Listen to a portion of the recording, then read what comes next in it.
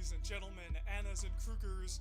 It's Kings of the Arena. It's another beautiful Sunday presented by the Forge League. Welcome, ladies and gentlemen. We are here for another exciting day of full jetpack action. This is week 7, ladies and gentlemen. Pilots, are you guys ready? Because we are going to start introducing this new system where we get to ban weapons. That's right. There's only 5 weapons though that are protected, and that is the Black Tusk, the Tremor, the Long Claw, the Frag Grenade, and the Exo Speed. Sorry about that.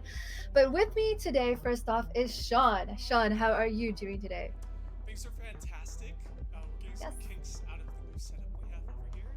But I've had an amazing week with the wildfire in Armajet. Ooh. I've been grinding on that thing. I got the 20,000k gold for getting over 1,000 kills with it, so things are looking pretty good. How's everything with you? Nice. Everything's perfect over here. Nice sunny weather. Been to the beach a lot. Been hanging out. Everything's really, really good. But so I'm super mega excited because we finally get to ban weapons. So this is definitely a game changer. This is going to be very different from what we have seen. And then just to let you guys know, banning is done before the start of every matchup, and the ban applies to all players and all of the maps during that matchup. Banning is mandatory, and if you do not ban a weapon, a point will be deducted, and then we would just have to start draft. But I'm sure everyone is really excited to start banning weapons anyway. And then just a reminder, the Black Tusk, the Tremor, the Long Claw, the Frag Grenade, and the Exo Speed cannot be banned. And then the ban categories do include primary, secondary, and ultimate. So I'm just totally excited. I don't even know who's gonna win. I have my predictions, but I don't even think that they're valid because we have no idea how things are going to be going. But anyway, good luck to the teams, and I know we are going to be starting off with Hammers first against GGEZ. So you guys might remember GGEZ. Their team is I think it's Noxus, just Alex, and a few other community players, but they are epic players at the request of Noxus. So shout out to you guys. Thank you so much for joining us. And I don't know, we have a full lineup. And then we also have Hammers, GGEZ, FieryTale, 4Elements, and Skyrose. And Skyrose were the kings. They held the crown for a week, but Hammers brilliantly took it away. So we shall see if Hammers does remain with the crown. Yeah, it's been a very interesting last 7 weeks here on Kings of the Arena, and Hammers is just completely unstoppable, and I got some insight into that actually last night. I dropped into Warm Soup's stream, who's one of the new players for 4Elements that will be performing today, and it's really clear. Hammers just puts in the time. They are super professional with their competition, with them being able to practice over and over again. A lot of these teams, they don't have that luxury. 4Elements included. I spoke to Seeker as well. Seeker and the rest of his teammates for Skyrose, very difficult for them to get together and practice, to get that team synergy, and getting that team synergy to be able to call out and know when to attack, what lane to go to, what weapons to prioritize for your loadouts during pivotal times in the match. Very, very important. It does definitely make a difference, especially putting in the time. And I know we are going to start with the banning process. So first up, we have our primary weapons, and Elsif is going to choose, and he has 60 seconds to choose a weapon ban. So our first map up, I think we should probably talk about what maps we are going to be fighting first, and it's going to be Snow, then Canyon, and then Temple. So those are our first 3 maps, followed by Moon and Magma. So on Snow, a little bit more close quarters. Oh, let's see, what did he ban? He ended up banning, sorry guys, 1 second. He banned Venom. Great weapon to ban, actually. Yeah, The so most toxic weapon in the game. yeah, and then Noxus ends up banning the Thunderstorm and the Marauder. So no more that's I know, okay. right? All right. Yeah. We've had the Thunderstorm be a pretty good comfort pick for a lot of people. So that taking it away like that and taking away that crazy hitbox that the Thunderstorm has is very important. The Marauder also 75 damage, but that thing reloads really quickly if you compare it to some of the other secondary weapons. Yeah, it does. So I know that, give me 1 second. Okay, so Elsif also banned the Sticky Grenade and the Exo Super Shield.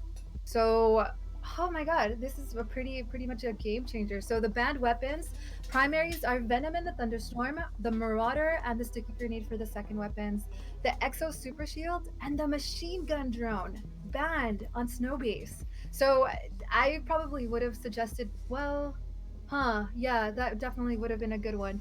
I was thinking maybe the Machine Sentry Gun also would be a good ban for Snowbase, but if not, that's fine. And so I'm pretty curious to see how these plays out. I mean, you definitely don't want to ban the airstrike. I think it's probably a waste of a ban, since you know that you do have a lot of coverage and a lot of protection in Snowbase, so you can just hide on the bottom and then you can just go ahead and you know just avoid all of the airstrikes. But it's just so exciting. We'll see. We're gonna start up here where our teams are getting ready. I don't have an invite yet, but I don't know who to join. I think we're gonna join in a moment.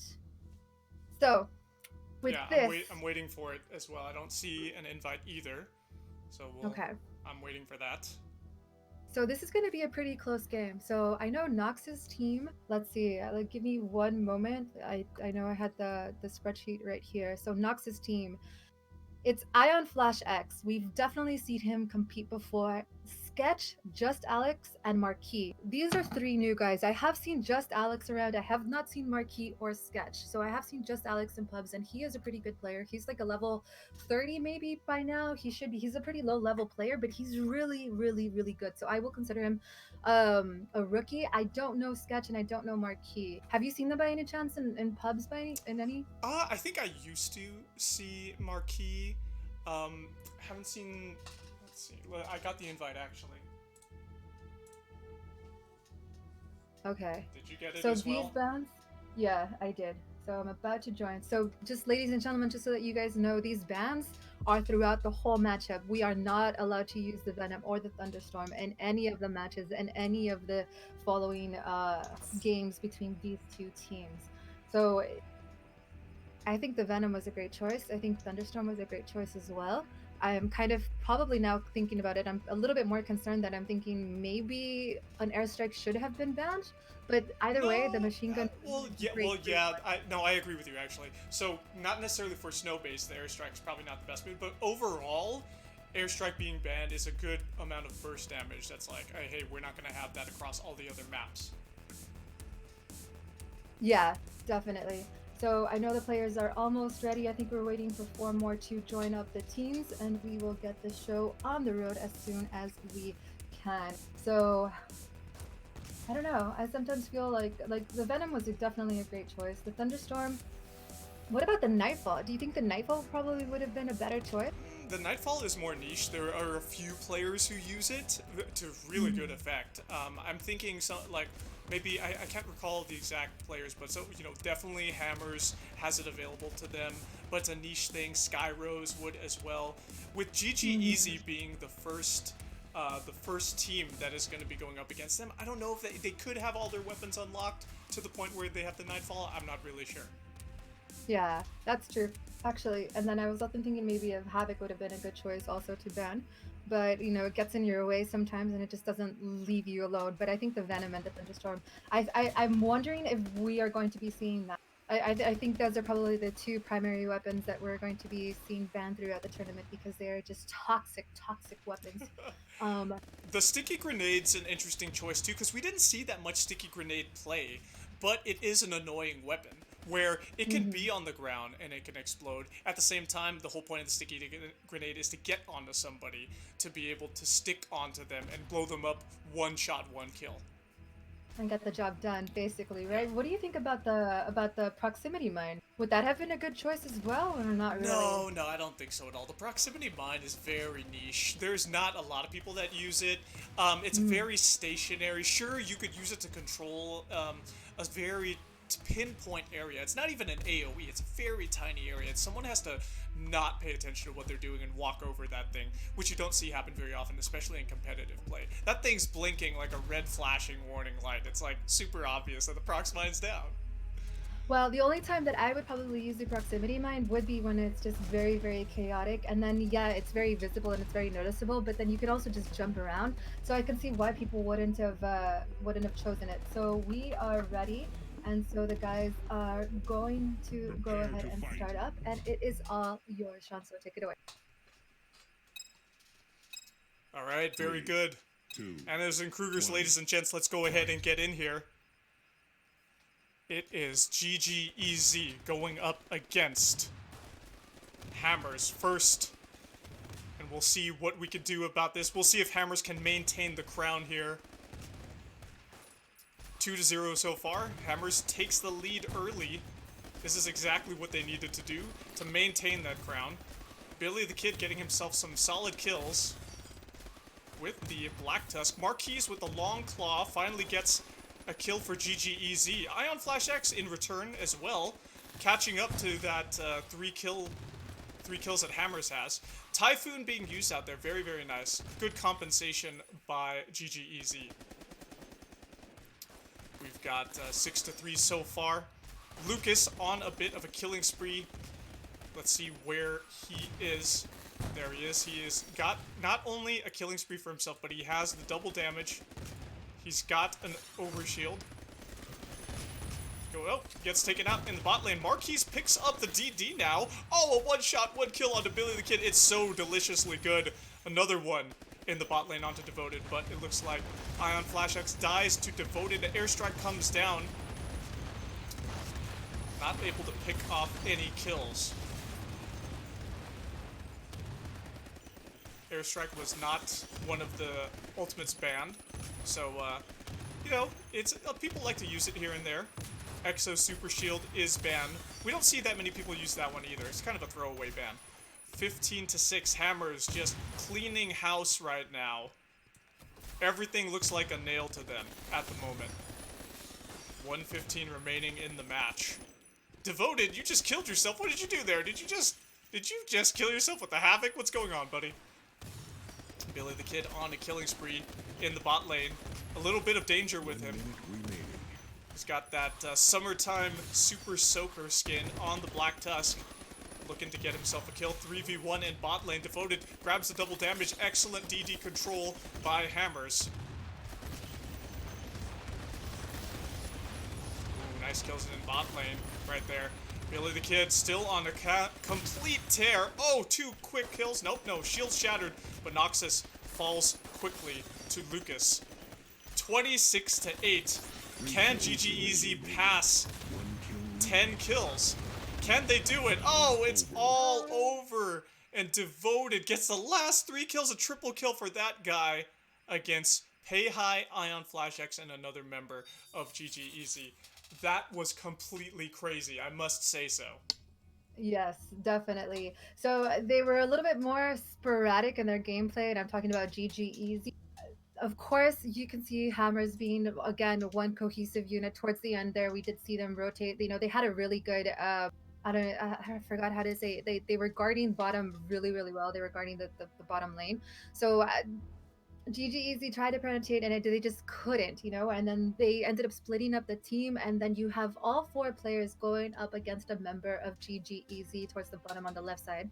And they were always together. They were able to pick off of those players. So they killed one spawns, they kill out another one. Great tactics here. And then we did see a lot of Black Tusk action. I know the Havoc was used by Devoted. That was really good as well. And I need to leave this game because we are going to join another one. Yep, that's right. We're going to be joining another one pretty soon. I need to also do that. Mm-hmm. So I already got the invite, and we are going to be on Canyon. And again, the Venom, the Thunderstorm, and I forgot what the other weapon was. The Marauder, the Sticky Grenade, the Exo Super Shields, and the Machine Gun Drone have been taken away. Now, would you have liked to have seen perhaps the Wildfire Drone? I forgot its name for a second, but I'm going to call it the Wildfire Drone. I know. Yes. It's like, No. Flamethrower drone, wildfire drone, it's the same thing. I totally get what you're saying, girl. So don't worry about that.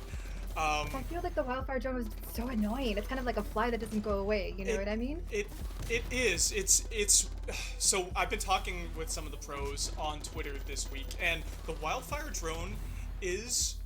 It's actually kind of scary. Like, next to the machine gun drone, it's probably the best one to use because the wildfire drone has such a great area of control, and it feels like, you know, it, even though the tips of the flames don't necessarily get you with the wildfire or the wildfire drone, it feels pretty scary to have that thing burning on you. It's like a psychological effect. You have to kind of run away, burst away from that thing. definitely don't want to be caught off guard in that because I feel like it can take you down pretty quickly, especially if you are fighting in like a 1v2 situation and all of a sudden here comes a little drone like spraying fire on you, you're pretty much dead. So I did see a couple of people were using the Widow Blade. They were they would throw it, they really wouldn't land any kills with that, but a Widow Blade is definitely a good secondary weapon to have. It can get rid of that shield and give you, if the other player has a shield, and could get you that, what's it called, that opening that you need in order to deal that damage. Absolutely. So we saw a lot of Black Tuffs, a lot of LCs, Havocs. What else did we see on the last game that we weren't ready? Let's see, everybody's turned we saw Havocs being used. We saw them used to a little bit more effect where the go and somehow killed themselves. So that was a little crazy. Yeah. Okay, so we are ready. So these guys can go ahead and start up the game because I know our pilots are actually waiting to see the results here. And these are best of 5 or best of 3s? They're best of 5s. Sorry, I don't know why I'm asking. Yeah, we've really changed it.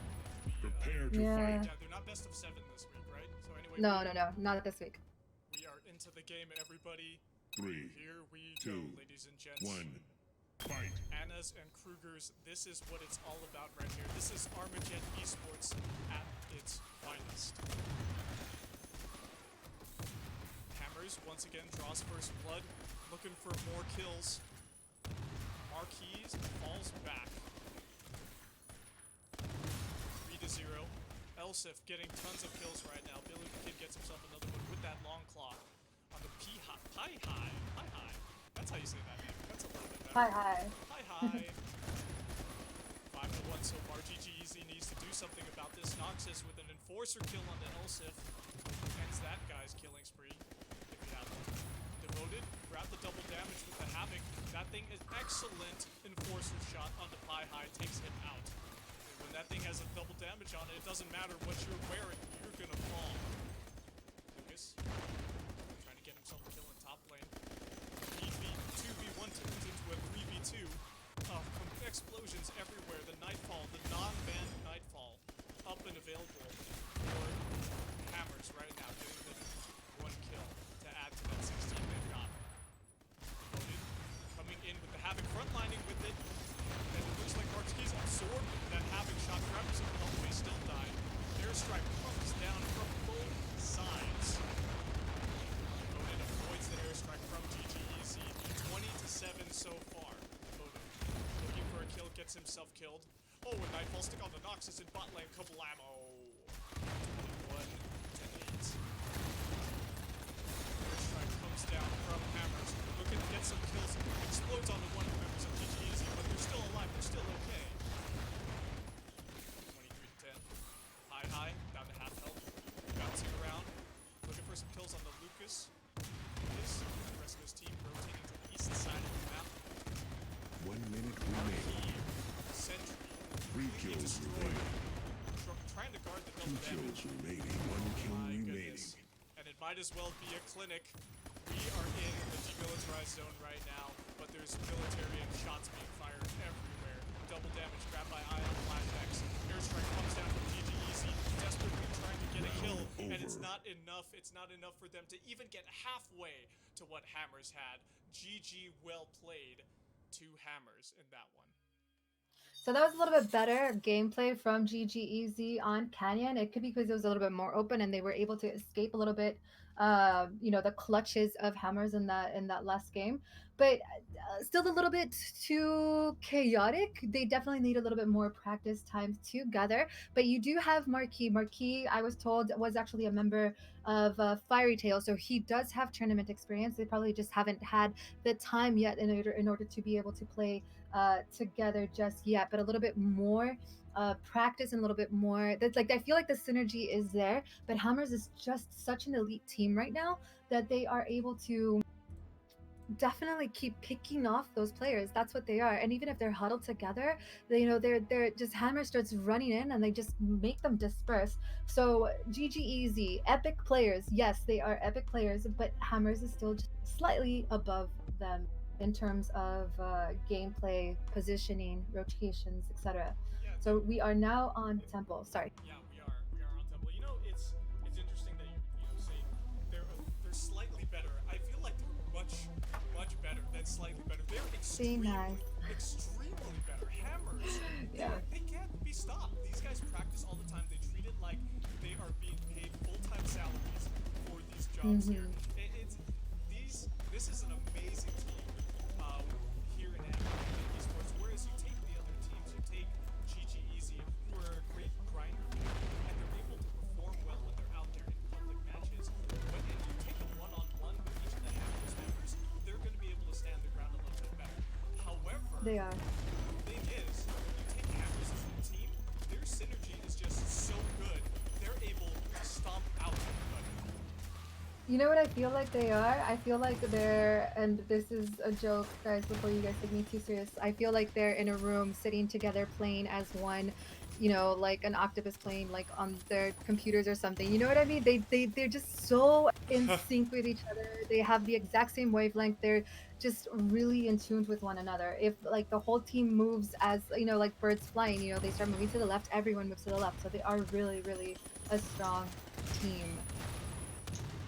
And we're getting some notification. Okay. So you're still low, by the way, on I'm your still audio. low on my audio. Yeah, I'm turning it up right now. Okay. Thank you for letting me know. Okay. You're welcome. Okay. All right. How's that? Does that sound better, guys?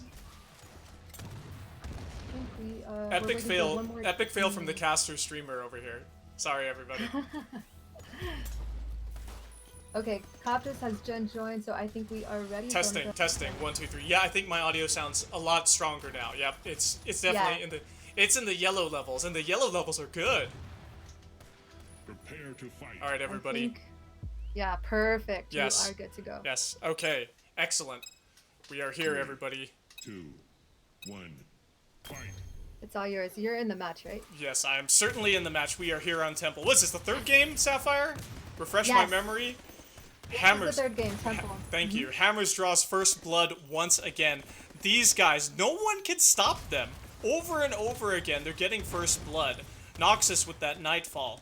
Killing Devoted, sticking him with that delicious arrow. Billy the Kid, that guy, rustling himself up a couple of kills right there. Versus Ion Flash X, the last victim. Noxus with the Nightfall. Once again, onto Billy the Kid, actually gets his spree that he was building up taken away. Invis picked up by GGEZ. Noxus grabs it for himself. Can he do anything about it? Nope, he gets completely annihilated. Ripper, whoa, the Ripper. We don't see that very often. Get yourself some saw kills, boys. 8-4. Devoted with the kill on Havoc kill, actually. Lucas getting that Nightfall shot off. Double damage is gonna fall off the map. That's the second time we've seen it fall off the map in all of Armajet gameplay. Wow. Typhoon being used in bot lane by Ion Flash X. Trying to get himself some kills, but he can't follow through. Noxus. Nightfall kill onto Lucas, Billy the Kid. Wow, if you look at this game, Sapphire, things are so much closer. 10-8. GGEZ are really pulling out all the stops this time. They're rotating down and away. Whoa, be careful there, Pie High. Don't fall off the map, dude. Airstrike comes down from Hammers. Doesn't seem to get themselves any kills. 13-10 so far. A little over a minute remaining in the match. Ion Flash X trying to do something with that Typhoon. Reloads. Looking for a kill onto Devoted. Devoted with the Havoc. Backing away. Misses with the shot. They're trying to get in his face. That's a good stick. Oh, what a beautiful stick from Lucas right there. Lucas survives the skirmish. Grabs himself the double damage. Airstrike from Hammers coming down. A 5-kill difference only this time between the two teams. This could be it.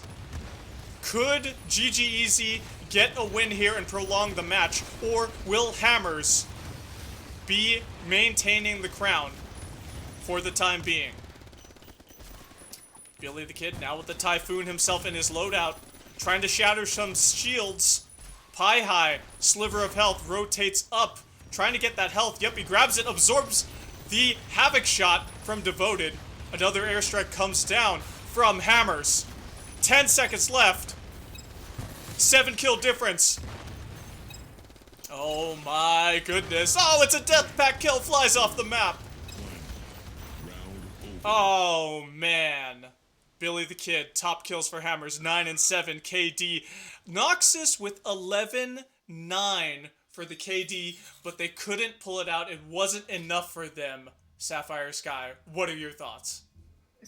So close. Okay, so I'm thinking that GGEZ, they do not do well with closed quartered maps. So they did a lot better in Canyon. It's a little bit more, it's definitely a lot more open than Snowbase and Temple. It's one of the most open maps that we have right now. So I think that that allowed them to probably maneuver their way again out of the clutches of Hammers. Hammers, though, stronger power, the stronger, superior weapon power, firepower.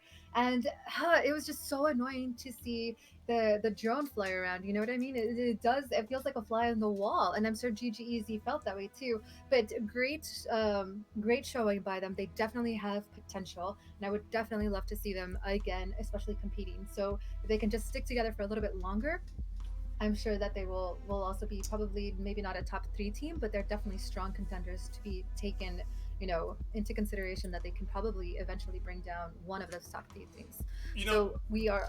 Go ahead. that was actually a really close match, Sapphire, and I feel like Yeah. that was on par with some of the gameplay we've seen from 4 Elements. 4 Elements has been Yes. the other team that's been closest, so like number 3 on the rung to getting Yeah. the crown, right? As opposed to Seeker and Skyrose, which normally, they're the only other ones who've had the crown on in these Coda tournaments. So I feel like we could see a lot of potential, like you're mentioning, from GGEZ getting themselves a win if they just tighten up that synergy, they get a little bit Yes. stronger gameplay going on. I think they can do it. So Pi High, I haven't really seen him play, but he did really good rotations up and around. His score wasn't that like good or anything like that in this matchup, but for I'm going to call him a rookie simply because I haven't seen him in many tournaments, and again, I am just joining the Armajet community, but I think he is a really strong player. He knows what to do. He knows how to get away from danger. It's just, again, sometimes caught off guard, perhaps a little bit. He's focusing too much attention on the other team when it's coming at him, and lo and behold, Hammers comes up behind him. But anyway, let's go ahead and move on to, I think it is FieryTale that is next, because we are starting our banning. So Elsif has banned the Havoc, although it's not working for him for 1 second. And all of a sudden I see him ban. He wants to ban the Havoc. So who is he banning the Havoc from FieryTale? Who in FieryTale uses the Havoc as a primary? Let's see. I don't necessarily know that one, I'm actually. Yeah. I'm wondering because I'm kind of I'm surprised that he speechless. didn't. I really thought that we were going to see a very consistent flow of Venom and Thunderstorm, to be honest. Simply because, we do have a pensity on FieryTale, and I would definitely want to take it away from her. You definitely don't want to have her use it, but they chose the Havoc. So that's why I'm kind of curious as to why, I'm Well, I feel like let's see. Have we? This is my first time looking at it actually. the ban system, how we got oh, it okay. going on here. Yeah. Okay. All right. So we did. All right. So we also banned the Havoc. So you saw that, right? And so did. Wait. Yeah. Oh, okay. So and then also Oddsfish banned it as well. So we've got both of those. Now the Havoc, devoted using the Havoc for Hammers has been pretty solid. He's got excellent gameplay with it. He's got excellent accuracy with it, and he's just controlling so much of the map with those rockets that are flying around. Mm-hmm. Now, I So don't... the two. Oh, go ahead. Go ahead. No. Go ahead. Ooh, Oddsfish bans the Nightfall. So we don't, again, a niche kind of weapon. We haven't seen it banned yet, but we were discussing if it had been banned, how would it be? And we did see a little bit of Nightfall gameplay that I feel like was instrumental coming out of, actually from GGEZ, not from Hammers. So the Nightfall was banned by Oddsfish. So we're going to see if that's useful versus Hammers. So the Marauder again has been banned, and Elsif also banned the sticky grenade. So Oddsfist banned the Marauder. Definitely a weapon that you want to have. It's a very strong secondary weapon. The sticky grenade is a great weapon, especially if you're remind me, Sean, if you have the sticky grenade, it works just like the frag grenade, in which if you're surrounded by your teammates, it'll also do damage to them. That's Yes, true, yeah, right? yep. You can kill multiple people with the sticky grenade as long as they're in. They have to be pretty close proximity. You could be like kind of right next to someone, and the sticky grenade goes off. If it goes off, you're gonna get a good chunk of damage, maybe like 40 or something. Nice. But if you're, I feel like maybe if you're in them in the same line as your teammate, like on top of them, that's where it could potentially kill you with maybe 100 damage. I don't know. I haven't. Correct me if I'm wrong, pros. Correct me if I'm wrong, but I feel like that's the issue. I feel like that could happen. Yeah. Yeah, definitely. So I feel like maybe FieryTale probably plays a little bit closer together, and GGEZ, I didn't see them play closer together, so I do feel that the sticky grenade probably was a maybe not the best choice towards GGEZ. I don't feel like it was a throwaway ban like the Exo Shield was. Also, Oddsfist just banned the drone grenade, and again, Elsif bans the Exo Super Shield. So The flame why do you drone? consider that to be the flame drone? Yeah, Oddsfist banned the flame drone against Hammers. Well, against themselves as well too, because nobody can use it now. Yes, yeah, that's true. Exo Super Shield, throwaway ban, like what we were talking about. Yeah. Not a lot of people use it, but it could save your booty. It could save your jets if you need it in a sticky situation. Like if you get down to very low health, you could just activate that right away. If you're trying to finish off a kill, boom, you could surprise somebody and have your Exo Super Shield up and go after a bunch of fools with it. Do you think better though? I feel it's okay. To me, it's obviously a more defensive weapon, but like you said, it can save your butt in that situation where you're just like left with a sliver of health. You're waiting for that other shield to come out or that health regen, and I don't know. I feel like it would be a great choice to have against someone like Hammers, right? So maybe that's why Hammers is actually banning it. So it might be. Perhaps. Yeah. Maybe. I feel like that's a good point. You know, if you want to be able to survive against Hammers, being able to have more health pool to draw upon, of course, you know, like that would be something that's very useful to have that Exo Super Shield. Yeah, especially in those, like, just like I said, those little last sticky moments. So another thing, Marauder. Why do you think the Marauder, is it because it just is able to do that damage? It's able to just go ahead and just, I guess, finish off your opponent. But is there any other weapon perhaps that we can use? You know what I mean? In place of the Marauder? Yeah, absolutely. Yeah. You can use the Enforcer. The Enforcer is another option. That's very similar in its playstyle. It's just that I feel like, I haven't used the Enforcer recently, but I feel like, because I've been using the Marauder a lot myself recently, I feel like the Marauder is actually a very fast loading, which is ironic because it's a 6-shooter, but I feel like it's a fast loading secondary weapon. Like, there's no other secondary that's ranged that has that kind of reload speed. The Enforcer is the other weapon that it's another pistol also that you can shoot, but it doesn't have the range and it doesn't have the damage also. I think it's just slightly less, and the Marauder is just a superior weapon for sure. But any other secondary that we probably should be seeing that we are not seeing that should be banned. I know they banned the drone, the flamethrower drone, so that was good. Well, that's an ultimate, right? Versus secondary. Oh. I feel like, I don't know, well, there's really very few secondaries that are well utilized by the Armajet esport community. So I feel like it's usually you can't touch the frag grenade, right? No, you can't. That's one of the top. That's one of the 5 that you can't ban. So the frag grenade's usually well used. It's the Enforcer, the Marauder. Yeah, I guess you could say the sticky grenade. I feel like no one uses the Proxmine really. Maybe you'll see a Widowblade here and there, but that's really about it. Like, the ranged weapons are where it's at, and the explosive weapons are where it's at when you're using secondary weapons. So FieryTale is definitely a team to take into consideration. Their synergy has been lacking a little bit the last couple of rounds that we've seen them in the last couple of tournaments. They are a really good team, and I was hoping to see Yobot as well play with Propensity because they are an epic duo, and I haven't seen him around. It could be because it's summer and he's still on vacation perhaps, so hopefully we'll see him in the next few tournaments. But Propensity, Oddsfish, Nuddleblock, and Wolfcard, they are definitely a strong team. And I'm just hoping to see a little bit closer games than we have seen them in the past. They've had a week to practice. And I know that their time schedule isn't as serious as I don't want to say serious, but I know that they It's don't difficult. also have the time. I feel like it's Yeah. difficult to match up the times because we do have some of these team members in EU. We've got some in NA, so it's tough to sync up when you've got a lot of hours gap. But anyway, we're into the game. 3, 2, 1, fight. All right, ladies and gents, Anna's and Kruger's.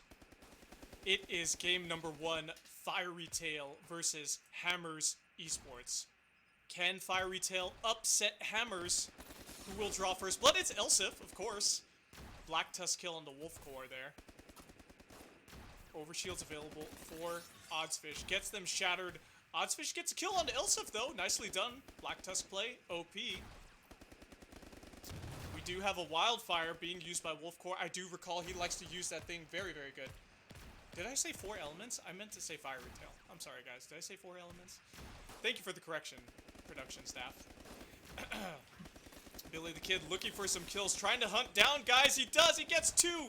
Quick succession, or is it? No, he assisted with one of them, actually. He grabbed. Oh, go ahead. Were you saying something? It wasn't your fault. It was production. It was 4 elements on the production screen scene. Sorry, go ahead. Okay. Got it. It's not you. Yeah, it's not me? Okay. Yeah. Thank you for the correction. Looks like we've got 2v1.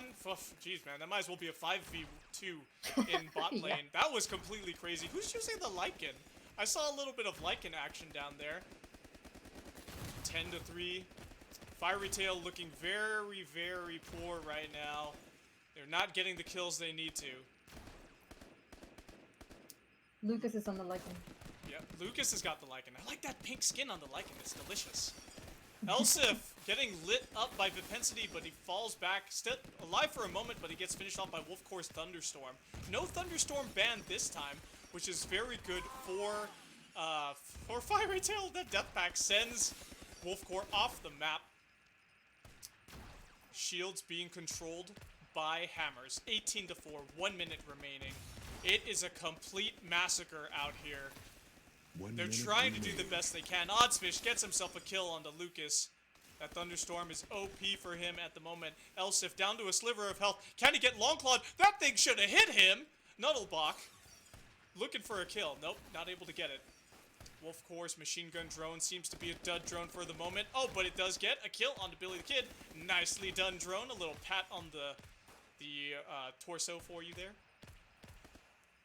Nuddlebach gets himself a health, but he's into 2v1. Black Tusk and Lycan. Not a good mix for that guy. Double damage picked up by Vipensity. Is it enough, though? It's not enough. They get flanked out by Elsif and completely destroyed. Didn't even need the double damage for himself to get 2 kills. Round Oh, over. man. And Lucas kills Wolfcore in the final blow. Hammers gets themselves the win versus FieryTale. 12-3 for the top scorer for Hammers. What a complete massacre. So I'm completely surprised with Pensity.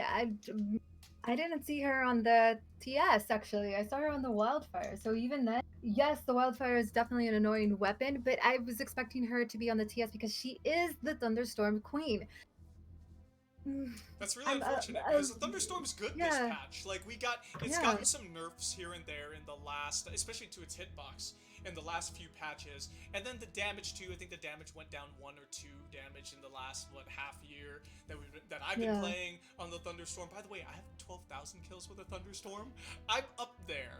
I'm trying to. Ooh yeah, I'm trying to get myself that 80,000 gold. But you definitely have to. It's good, and I'm really surprised that they didn't ban it. But you know what? It doesn't matter if you don't have the team synergy. If you don't have the team synergy to finish those kills or initiate the aggression with the Thunderstorm, finish off, assassinate people with the Thunderstorm, then you're not going to be able to solidify these wins. So I've been I kind of want to say that I've been taking this a little bit too serious when I say that Lycan might make an appearance in 1.7. We're seeing it now, and I think if you pair it up with the Black Tusk or maybe even any other weapon, I think it'll do some very strong damage. And the reason that I'm saying that is because of its like it shoots 4 bullets out, right? And it doesn't shoot in one straight line. So it gives you a nice little wide range where you can definitely aim through. So it gives your opponent less space to move from. So even if it's just one of those shots, it doesn't do enough damage. But if you get 2 of those shot and then you follow through with a Black Tusk, a Thunderstorm, or another closed range weapon, you can definitely annihilate your opponent within 2 or 3 seconds of just constant shooting from the lichen, because that lichen, that's what I think I like about it, that it just boom boom boom boom boom done, boom boom boom boom boom done. But follow through with another Black Tusk or something, you're it's definitely something to be afraid of, you know. Yeah, it's a good support weapon. It's an initiating weapon. It's something that you could damage rotate out of the once you're getting like hit up a lot, you're down to a sliver of health, you rotate back behind your comrades, and then you could have them finish off somebody. It's that kind of weapon. Whereas because it's a shotgun type weapon, so you have to get in there close to be able to finish people off. It's got a wide spread, so you don't There have you go. yeah, you're not going to have a lot of error when you're shooting that thing, but at the same time, you've got to be able to utilize it effectively in your comp. Make sure that they're not coming straight at you too. So I feel also maybe paired up with the long claw, someone in the back line doing the damage. You know how sometimes the long claw, sometimes you're left with like 10% health. If you follow through and you're rushing in, but then again, a Black Tusk could also be just as efficient. So it doesn't really matter, but I do like this spread, and that's what I also like about the tremor. The tremor with the ricochet, you can also do some, probably some crowd control there. But the lichen so far has been great, and I'm glad to see Lucas playing something else on other than the long claw. So we do have a member of the community who joined our tournament, and we are just waiting for him to leave the match another way. What's up, Jay yeah, Bannon? Bannon. Jabanon got jebaited into this match. Yeah. This private match. How'd this guy get in here? It's probably not. I know some matches have been made private and they become public or something. No, I think what's happening is that he's friends with Copters, Elsifer, Devoted, and he just happened to be like, ooh, they're in a game. I'm gonna join up. Let's see what they're doing. Yeah. So he left, so we are almost ready. We are good to go. Alright, so let me go ahead and just put go so they can go. Good luck, have fun, fam. Prepare to fight. Alright, here we go.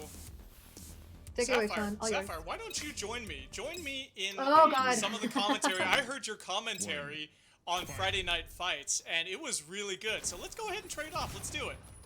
Thank you. How about you start off? I don't know. Take us to the talk about First Blood.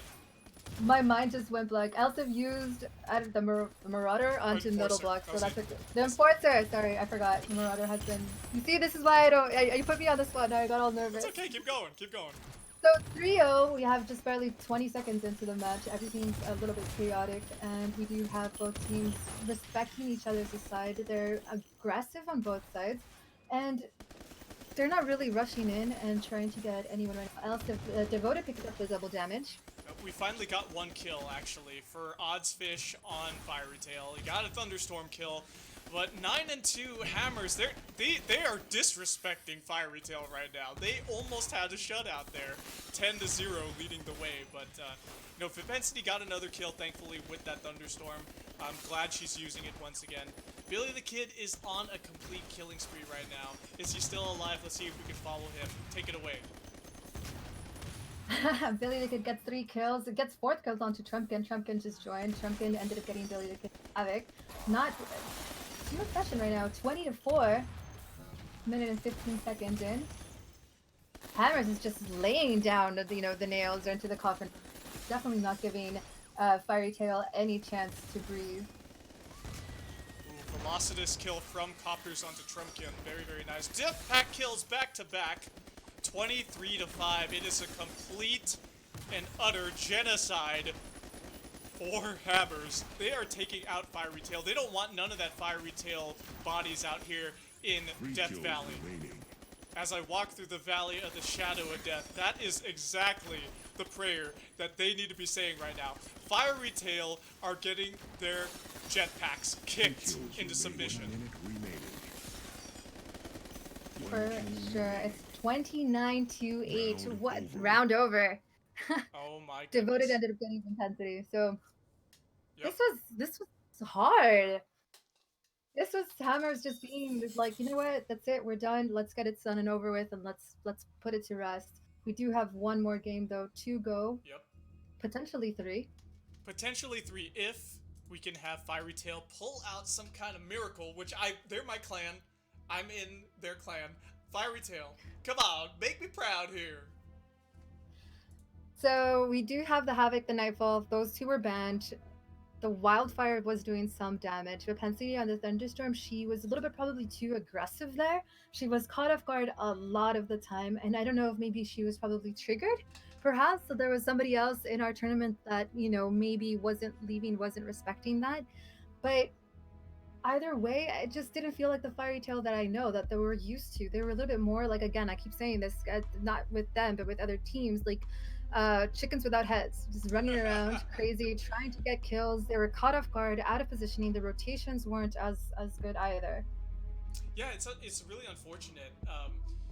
Even with the Thunderstorm, which is a very good weapon to use right now, they're still not able to find success, and that's what we were talking about earlier. We were talking about how even if you have all the weapons in the armory available, you're not able to get these wins if you can't synergize with your team. You've got to be able to practice, have plays, have certain comps, loadouts available to you to be able to secure the kills and throw the other team off. Sometimes you've got to throw in some kind of a surprise for the other team, and that's where you're able to succeed and get the win. So we did see an appearance from the Velocity Santacopters, and I know he's been using that on Friday Night Fights, and he's getting really, really good with that. And I think it's definitely a weapon to have with team play, not an individual 1v1s, maybe even 2v2s. But when you're playing 4v4, the Velocitus is a great long-range weapon because it can shoot all the way across the map.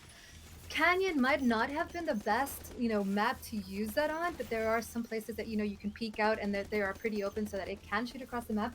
Temple is one of those maps as well. Depending on where you are, it will shoot all the way across, but you'd have to really be good at knowing where your teammate is spawning, and I think we are ready. With the Velocitus, it also has piercing damage, Sapphire, so if we have multiple targets in the same line where that railgun is going Prepare to fight. oh man, you're able to get a lot of kills, but we are in to game number 3 here. 3, 2, 1, fight.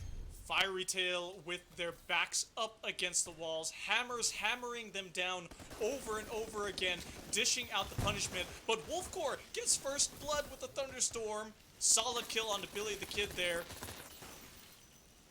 By the way, quick trivia for you. Did you know that Billy the Kid is related to Kima? Yeah, I did. Recently. I knew that. Oh my goodness. I know. Cool beans, man. Death pack kill. Oh, it's a successful death pack kill. Nuddlebuck kills Copters. What an excellent kill. I love that one.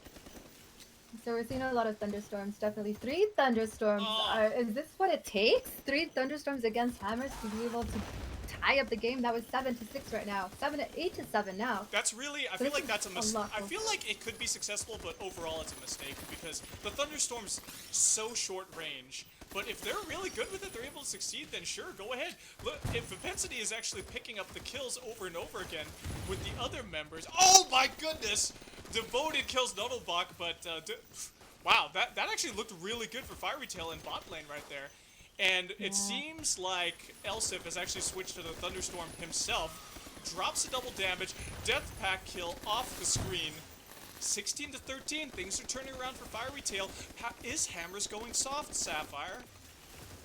Not quite. I know Captors right now is on the Ripper, and that's an excellent choice for this map because those saw blades just bounce around, and it's great for crowd control. And then I just do have to note one thing.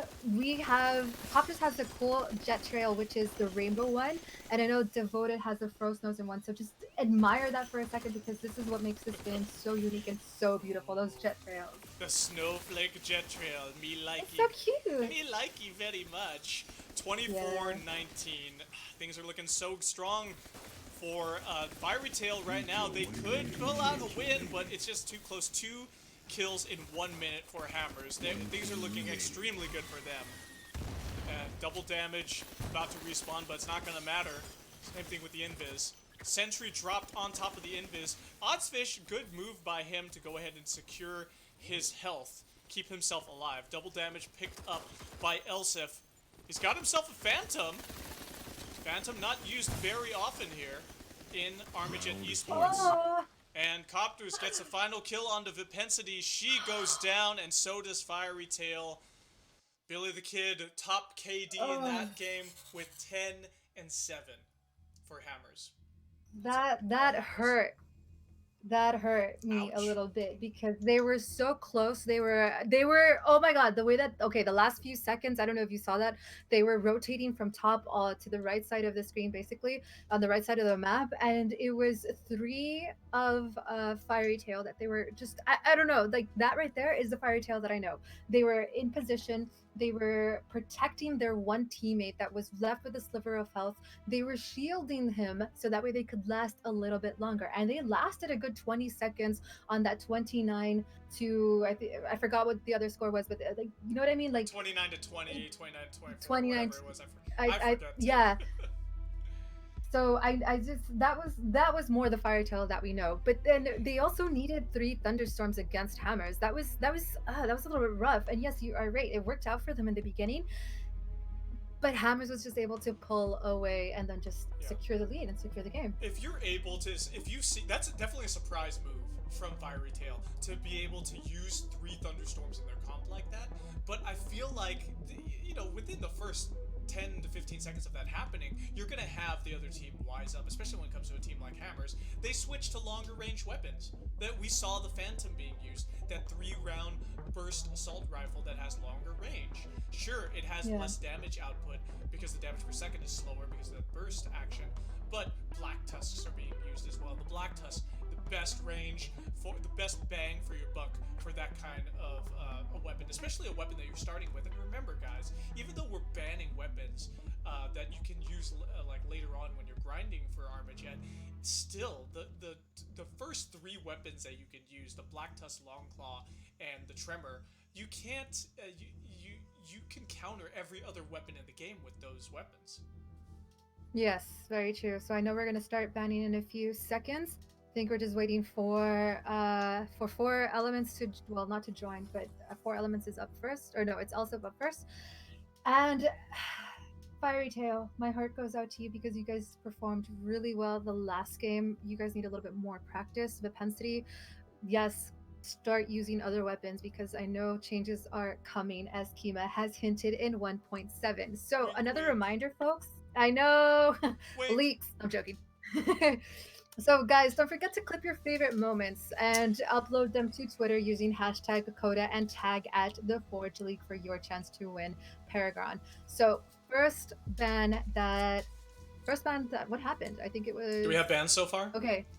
Yeah, so Havoc was banned by Elsif, and Spiral has banned the Nightfall. I don't see the Havoc ban. You see the Havoc ban already? Yeah. I see it at the top. Right Yeah, I see it. Yeah. There it is. Okay. Havoc's ban. Fine. We've seen some success. Hammers using it. Nobody else has seen much success other than Skyrose using it. So it's very interesting to see that ban. The Marauder banned next by Inspiral. We've seen a lot of Marauder bans today. I wonder if that's going to be something that's continuous. I wonder if Skyrose will also end up banning that as well. So it's definitely like probably it is the best secondary weapon then. So you definitely don't want to give it to a team like Hammer. So you might as well also take it away from yourself because more than likely you probably don't even have it just yet. So, well, I think 4E though, they're pretty high tier players. So I think 1 or 2 of them should have it. Let's see. We've got the sticky grenade ban. Did you say that? Or did I? No. Am I the first? Yeah, the sticky grenade. You're the first.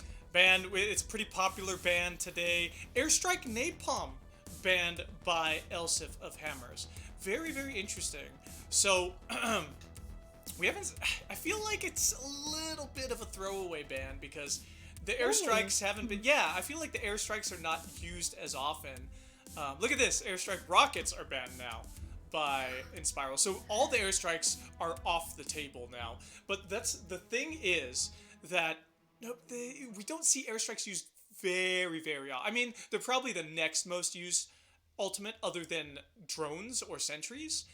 Because drones and sentries, they stick around longer, they're less bursty. They can be bursty if you drop them right in the middle of a team fight.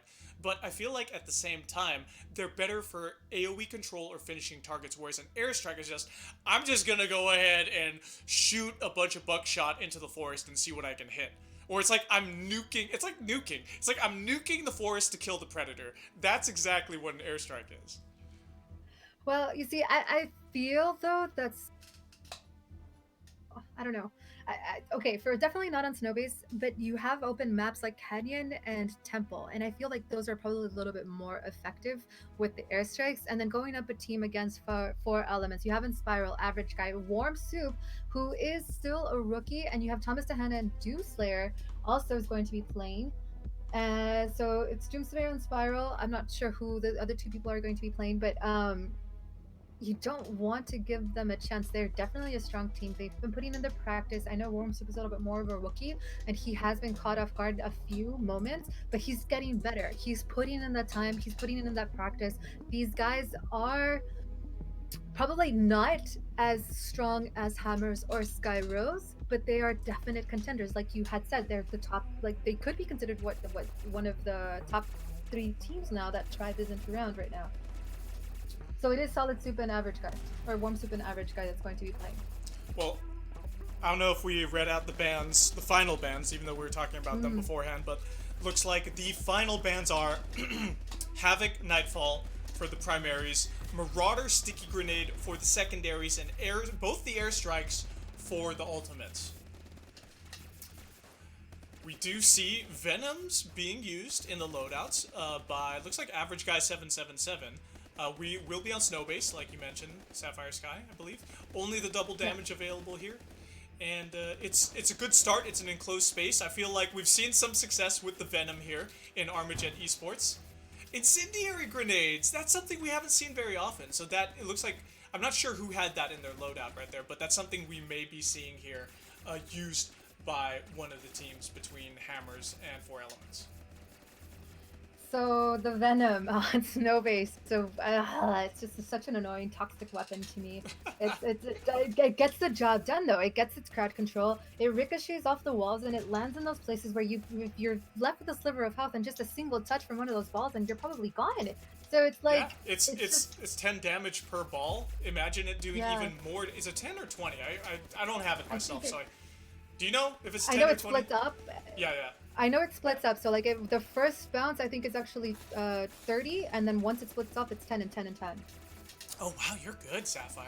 You're good. I've been talking to Seeker, so I can be corrected, and guys, please also correct me. But I know that that once the second bounce it goes. Production, go ahead and verify that for us. Fact check, please. Let us know how much damage the Havoc or the Venom shots do. Or if you have notes, let us know. But I'll start off talking. You can provide color commentary, Sapphire. Which is what, the analyst part of it? Exactly. All right, the Venom is indeed being used by Average Guy 777. He's got himself. Yep, he's rotating back and away. Shooting the Venom shots just wildly around the map, trying to get himself some kills. First blood actually goes to Solid Soup. Solid Soup. AKA Warm Soup, I believe. For 4 Elements. Really interesting guy. Has a great story actually behind him. And I was able to talk with him last night a lot on his stream while he was streaming Armajet. And this guy knows what's up with frag grenades. Remember the first week, Sapphire? I was just like, this guy is on point with his frags. What's going on here? He actually really knows the physics, the timing behind each frag, and how to throw them off the map or off the platforms and time them to where they fall perfectly onto somebody below him. Really, really cool stuff. But he does get splattered in bot lane after he picks up the double damage, and it's all belonging to Lucas now. 7-6. 4 Elements. They know what's up here. They're fighting it out with Hammers, giving it all they've got. They've been the closest we've ever seen any other team so far, Sapphire. Yes, that is true. So I know Hammers right now is doing great crowd control. They were on the bottom right there. They were inching their way in, kicking 4Elements out of the way and securing the bot lane. And right now, it's just pure chaos. I know that both teams, they're on the left and on the right. They're respecting each other's sides. And I think Warm Soup, he ended up penetrating this line really quickly, just dropped in the sentry gun. Is it sentry gun? I think it is. And Yep. we'll see if he's able to secure anyone from getting in there, but Lucas is slowly taking it down. Yep, they slowly are. That was a really interesting angle they had there, because it took them a while. Do you see how much time it took them? And 2 members. But that just shows how strong Hammers is. Oh, Widowblade shot goes awry. But that just shows how strong Hammers is, because they're able to have 2 members down, essentially, in a gunfight, and they're still able to hold off 4Elements. But that's not something they can do over and over again. Inspiral drops that wildfire drone in the bot lane. The place is completely torched. Incendiary grenade went down as well. Copter's drone rotates down and around. The double damage picked up by Devoted after Doomslayer dies. Solid Soup, you just killed yourself, dude. What's going on there, man? How did that happen? He must have grenaded himself versus Copters. Yep, that's exact. See? It's a curse using the frag grenades, because you could kill yourself as well. 23-14, things have completely changed. The longevity of 4Elements is in question. 1. Round over. Oh, and that's all she wrote for that round. It is hammers, hammers, hammers all day long, baby. That was close. This 4Elements had the game, and Elsif wasn't playing, by the way. I don't know if you noticed. And he is a very strong player, but his team can do without him against 4Elements. I don't know how. Wow, if I he's did going not to continue playing. I did not realize that Elsif was not playing. I just assumed that he was there. But yeah, it's Lucas. Is it Lucas who came in for him? Lucas, Copters Devoted. Yeah. Maybe it was Copters. No. Billy the Kid. Oh, it was Billy the Kid who came in. But now I'm wondering, because I did see him. Oh my god, now I don't know. Now my mind just went blank, and now I'm just doubting myself. But either way, they did really, really well without Elsif. So they are a very strong team. And then you made an excellent point where they were basically 2 men down because they were trying to get rid of the sentry gun. So I think it was Copters and now I don't remember. But I know the Venom had a lot to do with it, because the Venom is that crowd control weapon. And then they just, what's it called? 4Elements just wasn't as strong. Like they were, how do I say this? They were caught off guard. They were caught off positioning. The rotations were great, but towards the end of the game, they kind of lost it. Maybe they got a little bit too cocky and they got a little bit too aggressive to the point that Hammers just picked them off. Yeah, I feel like they lost aggression, actually. Like, I feel like they were just kind of meeting Hammers wherever Hammers wanted to go, and they weren't coordinating as well. And that's something that actually I talked with Warm Soup about yesterday, is that he is based in the United States versus other team members for 4Elements are based outside of the US in EU, in Eastern Europe. It's really difficult to be able to find the time to play with your team members, despite all the talent you've had, because I've said this so many times. We know that Warm Soup, or Solid Soup here in game, is the new kid on the block. This guy came out of nowhere. He's been playing Armajet for about a year now. And he's good with frag grenades. But the thing is, if you don't synergize, you're not going to be able to get those wins with your team. And we're in to the second match. That's right. It is 4Elements versus Hammers. Hammers has got the first win so far. Of course they do. Over and over again, incendiary grenades popped, and the first 4 kills go to Hammers. Elsif is back in the game. Longclaw, Black Tusk, Enforcers being used by the likes of Hammers. We finally get Inspiral with the Longclaw finally getting a kill. Inspiral, how dare you stay on the backline and let your fellow members die? Dude, over and over again. Lead your team into battle and victory. Sapphire Sky, what have we got? We got any commentary from you? Double damage about to respawn. Oh, they picked it up. Billy the Kid picked it up on the Black Tusk, and that's great to have. But he just lost it. He didn't turn around soon enough, and it's almost like a 3v1 situation there. But it went away over to Doomslayer, picked it up, the double damage. Ooh, and he loses it. Elsif picks it up, and you don't want to give it to Elsif, and he is quickly taken away from him as well. So somebody from 4E better go and run to pick it up, because if not, yep. Oh, Billy the Kid sees it. He's grabbed the double damage for himself. 14-8. Things are getting closer for 4Elements. They're able to close the gap a little bit. Still, you know, 6 kills away from getting caught up to Hammers right now. But it's a 4v2. Doomslayer all by himself now. It's a 3v1, and he just gets completely annihilated. Sniped out by Devoted. Average Guy with a Widowblade kill onto Lucas. How did that happen? That was an amazing Widowblade shot.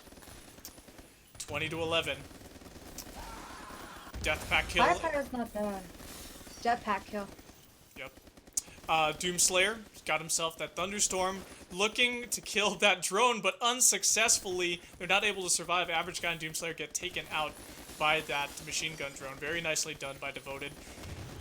Oh, Doomslayer, 3v1 in top. Average Guy 777 drops a drone. The drones pass each other. Oh, a little bit of a nip right there from that wildfire drone. Ooh, look at that. Doomslayer with the frag grenades. Very well done. Oh, Billy the Kid just takes out Doomslayer. Ends him. And Doomslayer, Billy the Kid gets the final kill onto Average Guy, but Doomslayer, you know, he snuck one in there with that wildfire drone onto Billy the Kid. Oh, man, Hammers just pulling out all the stops today. Nobody can do anything versus them. It's just like a complete and utter massacre every time. But this time, I felt like 4Elements was a little bit stronger in the beginning of the match going up against Hammers, Sapphire. I feel quite the opposite a little bit, because in the first game that we saw up against them, they were a little bit more closer, and then they just went ahead. Hammers ended up taking away the lead. In this game, though, I feel like they were synergized, but Hammers was able to somehow, you know, they were able to kill one of them. By the time he's respawning, they picked off another. By the time he's respawning, the other one gets picked off. So that's how I felt the game go a little bit more. That they didn't really, the Hammers didn't give 4Elements a chance to really regain themselves and to secure that footing. So they slipped up, and it was all lost completely. But shout out to Average Guy, because he was able to get a kill onto Elsif with the Widowblade. So that was... Yeah, it was the Widowblade. Yeah, I like that. So what I thought was interesting is that it was really, we saw there was a big lead for Hammers right in the beginning of the match, but then 4Elements closed the gap quite a bit. They got within a few kills of catching up to Hammers. I think it was like 5 or 6 kills. But the thing is, they're losing their longevity as the matches go on. The endurance of these players, it's got to be the nerves, the stress that's getting to 4Elements here. These are seasoned players. These are guys who are out there grinding all the time, getting high valor. Sure, valor doesn't necessarily mean anything in competitive play, but they have the hours down. They've got the experience, and they've just got to tighten things up a little bit better. And I feel like if they practice more, they could take on Hammers and be able to give them a run for their money. Definitely a very strong team to fight up against Hammers, and I think we are ready to go. I'm connecting to the match.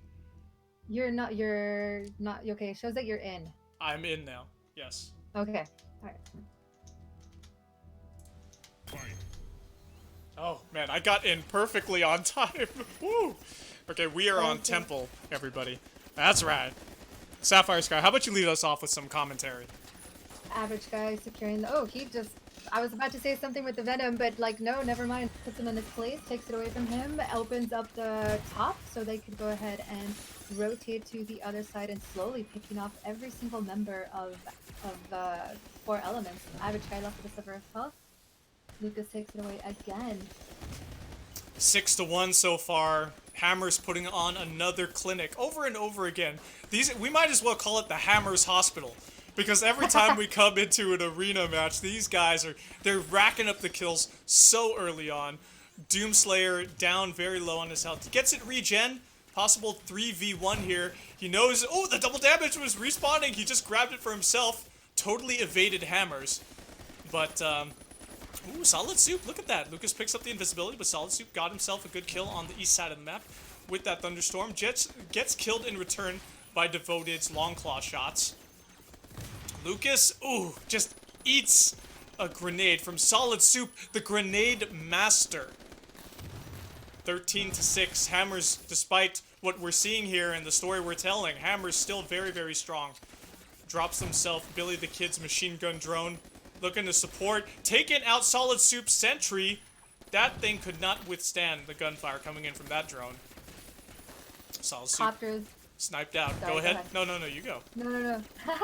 I was just gonna say Copters with the velocity speed, predicting where the guys are, so he's able to tell his teammates where they're coming from, where they might be, and that's where I'm seeing Hammers going and just picking off of those numbers. That's right. That's right. 19-12. Things were getting close again. Mid-game, things were getting close for 4Elements, but Hammers over and over again. They just tighten things up. They widen the gap with the scores. Ooh, Doomslayer by himself off to the east side on the cliff's edge gets killed by Devoted. And Spiral rotates away. Dude, he's on a killing spree. Let's follow it, Spiral, for a little bit. Can he do anything about it? Drops the flame drone, gets himself a kill, grabs a double damage. Oh, juggles around to his teammate, Average Guy. And Solid Soup gets that invis. Whoa, what do you know? Can he survive? Can he do anything about it? Oh, it's 3v1 though. Solid Soup, despite being invisible. Did you just kill yourself with that frag? I feel like you almost just killed yourself with that frag. Warm Soup. 20-24. Look at that. Things are getting tightened up. Sapphire, what's gonna happen? 10 seconds left, 26-20. I do believe the Hammers is going to wait, are slowly taking off every single member of 4Elements, not giving them a chance, not giving them a moment, and sure enough, 29 in favor of Hammers. That's so that right. Was too close for comfort. You know, Hammers pulled ahead, but 4Elements didn't give them. Like 4Elements definitely fought their heart out, and it was just Yep, so close. It's so close, so unfortunate. Like they were really getting close. What was it, 20-24 or something like that? Yeah. Like, oh my gosh, Yeah. they were like coming back. Yeah, I really did think that they were going to come back, but it was just not enough. And I think Hammers. I wonder if Hammers is probably not that good on Temple, because this is the third game that we've seen against, or third matchup that we've seen on Temple where Hammers doesn't lead by a significant amount from the other two teams as well. So maybe it could be because it's a more open space where the other teams are able to like fly out and about and away from Hammers. Kind of, I did see a lot of these players left with a sliver of health, so I feel like that's what's happening with this map, that they are able to get it away. That's a really interesting point that you bring that up. So that I feel like maybe Temple, because it's such a large map, it's a little bit more difficult for Hammers to coordinate and do the callouts, right? Because usually you see the maps divided into top, bot, mid, you know, roughly, right? And they're a little bit more vertically, they're a little bit more narrow. Whereas Temple, it's extremely wide. It's like all over the place. It's a huge floating jungle, anti-grav jungle. So you've got all these platforms all over the place. That makes it very difficult for them to be able to make a call out, I would imagine. Definitely, and I'm thinking also Copters without Velocitus, even though he was shooting, he wasn't.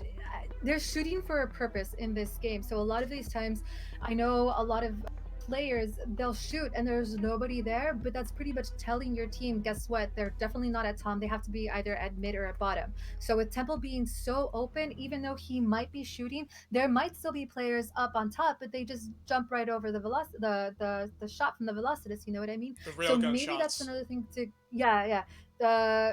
So maybe that's something else to consider, that there is purpose for them to be just shooting out in the middle of nowhere, but with Temple being so open and so wide, it does give the opponents, as Hammers' opponent, to get away from them a little bit more. Yeah, I totally agree with you. We have. I think we're gonna start banning soon.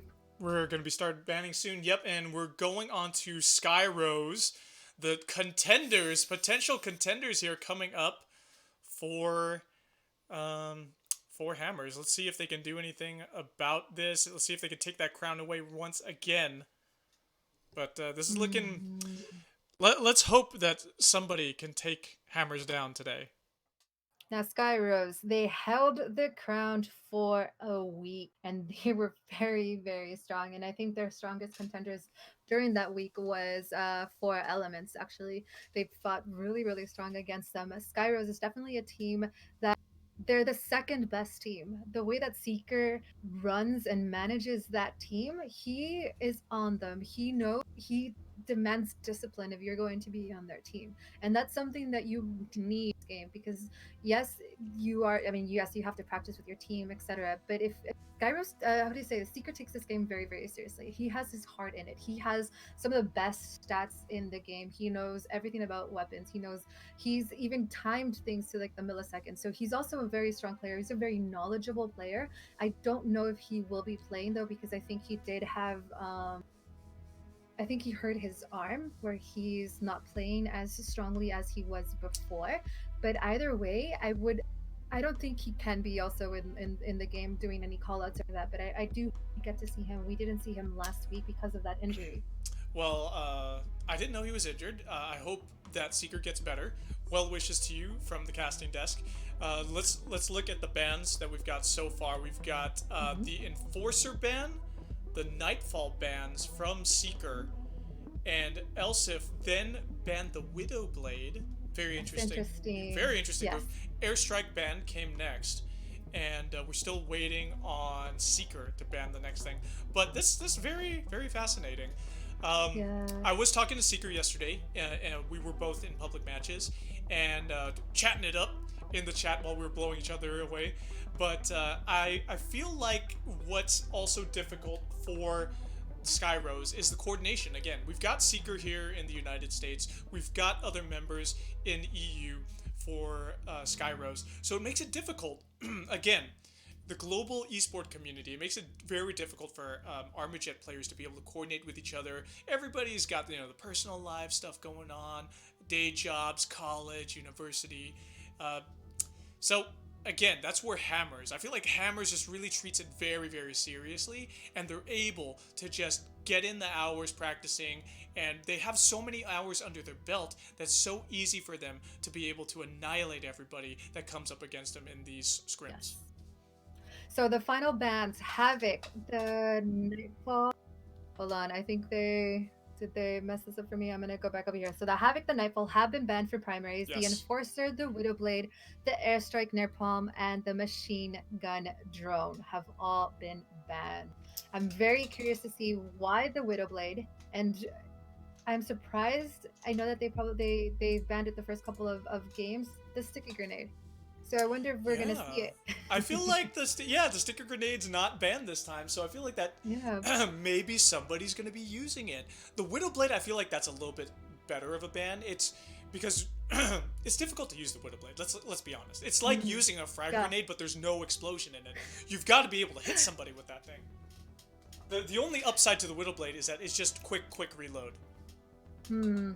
And it also has that curve, so depending on where your team is, if you don't predict their movements correctly, they could be a mile away from where you were throwing it. You know, so it's interesting to see why it was banned. And I know we are waiting on Hammers to join up. I think we're also waiting on one more member of Skyrose to join in. You are in the match, right? Because I don't want to say go unless you are in it, so I want to just confirm that beforehand. This is the show that you're in, but I wanted to double check with you. Sean? I'm in, yes. Sorry, I was saying something and my microphone was muted. Yes, I'm 100% in the match. Thank you. Let's do it! Alright, so yeah, we're still waiting on 2 members of Hammers to join in. Now, I am expecting these games to be a lot closer. Last week, Skyrose wasn't as strong, and it could be because Seeker was not playing with them. Yeah. So I'm hoping that he is healed up. It's not necessarily an injury, but he does have to be very careful with how much he actually uses his arm. So I think we are all ready to go. That's a tough thing with Armajet. It's not a game that you can play one-handed. You've got to, if you're using, well, with a keyboard and mouse, or with using an iPad or an iPhone, some kind of mobile device, you still have to have at least 2 thumbs available to be able to play this game. So, and you've got to have them on separate sides of the controller or the screen. It's very difficult. It's actually, it's very surprising how many players are starting to come up with carpal tunnel because of the way that they are playing, and they're not doing the correct exercises for their arm, so, or for their hands. So yes, you do need your thumbs, and you're probably thinking that you're not doing so much movement, but everything is connected, guys. So just, if you guys are playing these games for a very, very long time, be sure to take care of yourself and do those correct hand exercises and stretches. But anyway, we are jumping into the match, and it is all yours, Sean, so take it away. Oh yes, Sapphire Sky, we are in game number 1, Skyrose versus Hammers. Hammers already drawing first blood from Billy the Kid with a Venom. Once again, that's 2 kills in a row for Billy the Kid with that Venom. Jeez, they are just like going in there like lemmings, trying to get at them. But we've got Skyrose and Seeker. Is Seeker in here? What am I talking about? He's not. He is in here. Yeah. Yes. He's in here. Good for him. 3-3. Things are tied up. This is the closest game we've seen so far. Early game in the first 30 seconds. Marauder is being used very fruitfully by Skyrose. Not able to get themselves another kill in the last previous seconds. Overshield's about to respawn. Double damage is there. Control by Skyrose of the double damage. They pushed out Hammers and they grabbed the double damage for themselves, Sapphire. That's a great gameplay right there from them. They were securing they were basically securing all on top, mid, and the bottom. Did not find a way to get through that line. They couldn't break through. Hammers is in the lead 5-4 with a minute and 45 remaining. So it's really soon to tell who's going to lead this. 6-5, 7-5 now. Double damage is dropped and picked up by Seeker. Seeker does have the LC, and it is taken away from him, and the double damage is gone. Ooh, I like how you said LC. I don't say LC very often at all. Long claw action, baby. We do have a Leviathan being used by Seeker now in bot lane, actually. Oh, sorry. No, I don't know if he was using the long claw. He may have been using the long claw earlier. It looks like Benji is using the long claw, though. But thunderstorm action from Lucas. He comes in, gets himself, not from Lucas, what am I talking about? This Black Tusk on the Reason, gets himself a kill. I can't give you a reason why Reason died right there, but he sure did. Airstrike comes down from Hammers. That's that burst damage we were talking about, Sapphire. 15-8 with a minute left in the match. Things are starting to fall apart here. Oh my goodness, for Skyrose, they are just getting annihilated over and over again by these airstrikes. That's what happens when you don't ban the airstrikes and you're not prepared for them. You get obliterated. Nasty, nasty. 2 airstrikes in a row. Definitely doing that damage. 29, 35 seconds left in the game. Elsif with that Black Tusk tracing down Dracosan. Dracosan runs back, takes a break, but he is met up with Billy the Kid with the Venom. Billy the Kid pushes back, pushes away. 3 kills remaining. That was so unfortunate that he wasn't able to get Billy the Kid because he was so low. And he was all by himself. A Black Tusk versus a Venom? A Black Tusk should have won out in that one. But 2v1, virtually a 3v1 with that drone. He ended up falling right there. Wildfire drone. Trying to get the final kill. It does get the final kill from Ilsef onto Benji. And Lucas, top kills in the game, 12 and 4 for his KD. I loved how they were playing in the very beginning. Skyrose pushed Hammers out of the entire middle of the map, and on the right side of the map, they just forced them out into with their backs against the wall, but they weren't attacking. They were being very defensive until the double damage came out. They picked up the double damage, and that's when everything was very, very close. However, Hammers was still stronger, and with those 2 airstrikes that they did one right after the other, I think that was it. That was probably the nail in the coffin for Skyrose. They couldn't regain their composure with that. One of them respawned, and I forgot who it was. I don't know if it was Benji or Raison. I call him Raison for some reason. I got stuck. But Reason and Benji, it was one of those 2. The airstrike landed on them and killed like all of the members from Skyrose there. So it gave Hammers that substantial lead that they wanted and they obviously needed.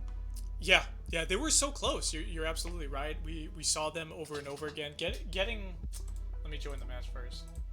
Yeah, me too. Let's make sure we get into the match so we can commentate for you guys. So, but we are on Canyon. we're on Canyon this time. Just the double damage is there. That wonky lopsided map that I do so love. Canyon's my favorite map. All the fossil fuels burning in the distance. I'm in love with the dinosaur in the back. Wait, there's a dinosaur? Is Yeah, off to the look east at or the west left side side? of the map. It's a skull of a dinosaur. Oh, Shine. well, wait, yeah, I kind of see it. God. Yeah. Oh, I see the skeleton, the costillas, the ribs too. Yeah. Whoa, Yeah. dude. My mind was blown when I saw this. You just blew my mind. Wow.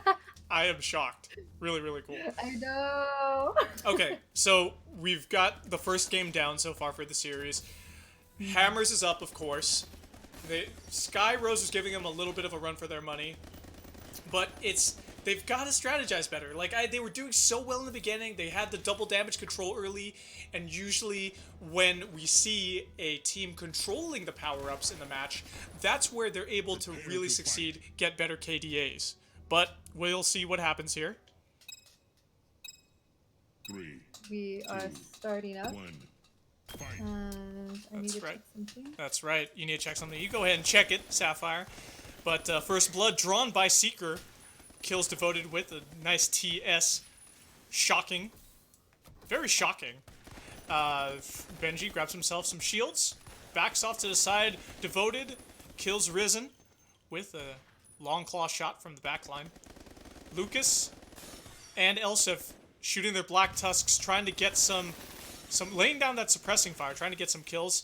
But once again, we're seeing double damage control from Skyrose. They're pushing Hammers out of the mid area. But I feel like Hammers is actually giving things up right now. They're doing it. They just grabbed the double damage for themselves. Skyrose took too long to grab the double damage, but it gets juggled around. Seeker grabs some shields for himself. The shields with the double damage is a potent combo along with that thunderstorm, but he needs to be able to get somebody with it. Yes, grabs himself a nice kill. Death pack in the mid. Lucas grabs that double damage. 3v2. Things are looking very bad for Skyrose now. Airstrike comes down from Skyrose. They're wise to what was happening last time.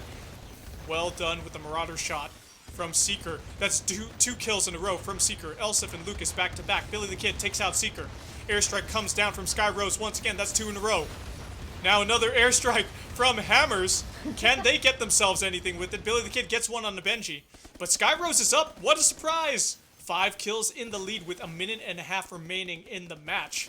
Sapphire Sky, can they do anything about this? Do you think Skyrose can pull out the W here? Yes, I do think that they can, especially if they keep up this momentum, this in and out action to go in, shoot, get out, go in, shoot, get out. But Hammers right now closing into Rezon, 3v1 situation. They had no chance there. It's 22-18 with a minute left to go, and this seems to be a battle of the airstrikes because these teams are definitely taking advantage of that. Yep, that's a lot of airstrikes we've been seeing come down in the last minute. But 5 kills up. I'm wondering if Hammers is going soft. Are they letting this happen? With 45 seconds remaining, that's a lot of time to get 6 kills and come back. Dracosan drops that wildfire drone. Elsef is on a killing spree. 3 kills. Will he be able to survive? Oh my goodness, 2 kills left. They only need 1 more. Skyrose, can they get the W here? And that's it. They got it, ladies and gents. Benji with the TS kill on Elsef secures the win. 12-5, the highest KD in the game for Skyrose. Well done to them. Definitely. And I don't know what Devoted was doing there in the last one, but he was trying to get a kill and he ran. He flew into it, but like there was 2 other members of Skyrose and I feel like he just gave his life away and I'm just like, what was that? That to me is not Hammers. That to me is a rookie mistake that he did. Did he not pay attention to his surroundings? That happened in the last bit of the game. But congratulations to Skyrose.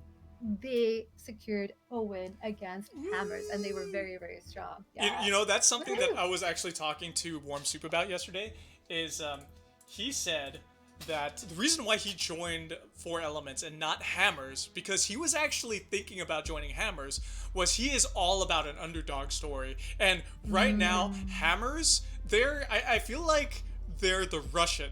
They're like this unstoppable machine that keeps coming at you over and over again. Super scary. Yeah. You can't surpass this guy with the conventional tactics. So it's really interesting to see Skyrose. Now we're rooting for the underdogs because Hammers is they're just up there for too long. They've got to get the crown taken away from them at some point. Is Hammers losing? Are they fatigued? They've been playing really well. They've been playing really hard, especially against 4 Elements, FieryTale 2. Maybe not so much just yet in regards to GGEZ. That was more a little bit more of a warm up for them. This last game with Skyrose was really close. I'm talking about the one previous to this one, or yeah, the first matchup against Skyrose. That was really close, a little bit too close to comfort. This one right now, Skyrose in the previous match, they ended up beating them with a nice lead. 5, it's still probably a little bit too close for comfort, on the side of Skyrose, because your whole team size, and then all of a sudden you're down by 1. But still, it's a nice little gap to have, and then Hammers just couldn't secure that. So we are going to see how they play out on Temple. I am very curious to see if Skyrose is going to win this. If my theory in the sense that they are able to get away from Hammers a little bit more on Temple is going to play out here. But then Skyrose is just another beast of a team to deal with, and That's I think right. we are ready to go. Are Yeah, you in the match? I'm in the match. That's right. This is what I'm actually thinking about what you mentioned earlier in the day, Sapphire, that Temple is where Hammers seems to produce the least results. They feel weaker on Temple, and we have Temple now, the third match of the day. They have been, perhaps they are fatigued, perhaps nice death back kill in the mid, but I feel like Skyrose has a little bit of a momentum swing now. Like, sure, Hammers is 2 up in the series, but it could easily be 2-2 after this particular match. Prepare to fight. So just a friendly reminder, guys, don't forget to click your favorite, upload them to Twitter for your chance to win Paragon. Be sure to tag at the Forge League and use hashtag KOTA, hashtag code. Take it away, Sean. It is yours. By the way, I have to mention Benji's jet trail. That's so pretty. Whatever that is, it's so nice. Okay, It's a rainbow jet trail. I just love it. Oh my god. Sapphire, thank you for letting us all know. But Seeker is in a 4v1 right now. Oh my gosh, he got completely sandwiched. There was no way he could get out of that. They just waited for the rat to come out of its hole. 4-0, 30 seconds into the match. Things are looking really solid for Hammers this time. It's a complete swing compared to the other time, where we had first blood actually drawn by Seeker and Skyrose. Invis just got picked up. What do you think? Do you think they're going to get the double damage? Do you think Hammers can get it, Sapphire? I don't think Hammers will get it. I think it will belong to Skyrose. You want to bet? Oh, never mind. Give me... it up. Oh, no 22,000 Paragon bet for that one? Okay. No. You still owe me the 2,000. Yep. Airstrike comes down from Hammers, actually. And they haven't gotten themselves a kill yet, but Billy the Kid got himself a solid jetpack kill. Good for you, Billy the Kid. Onto one of the members of Skyrose there. But Benji with the Marauder shot. Airstrike answered in return. Reason gets himself a kill, but he kills himself. Reason, come on, you gotta watch out for your own airstrikes, man. Stick to the drones if you need to. 15-9. We do see a little bit of an uptick in the kills coming out from Skyrose. They're still not trading as well as they... Well, that was actually a bunch of good trades right there, back to back to back. Reason with the... Oh, he had a killing spree and I was going to follow him, but just got himself killed. Lucas with the jetpack kill on the Reason. There's so many jetpack kills happening this particular match. Oh my goodness. 22-14. 1 minute, 10 seconds remaining in the match. Now Hammers are starting to come back. 1 minute left. 1 minute remaining. Sapphire, what's going to happen?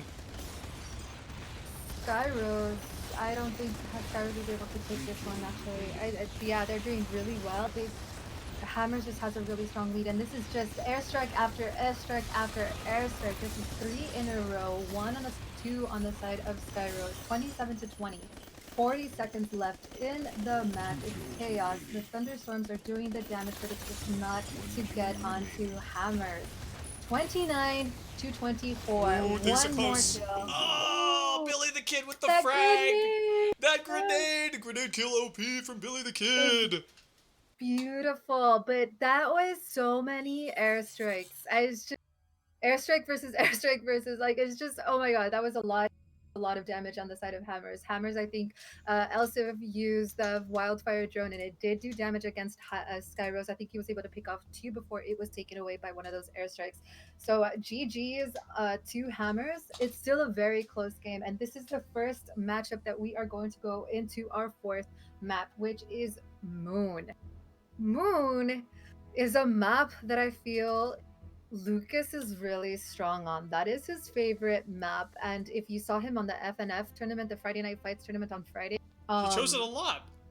yes, because that's his favorite map because he plays with the LC. So there's nothing in his way to get those. You know what I mean? Like there's nothing that's blocking those LC shots. I don't know if he will be using the LC or not. But it's just So the Havoc is taken away, and so is the Nightfall. You definitely don't want to have the Nightfall on Seeker's hand. So I think that was a very good move on the side of Hammers to take it away from them.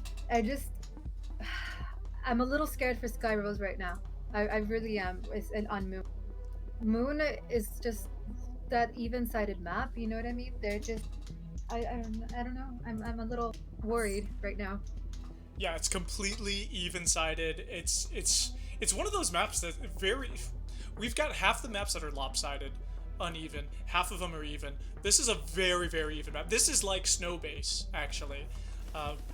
So we've got both the invis and the double damage here, of course. The question is, will Seeker and Skyrose be able to push out Hammers to prevent them from grabbing both the power-ups?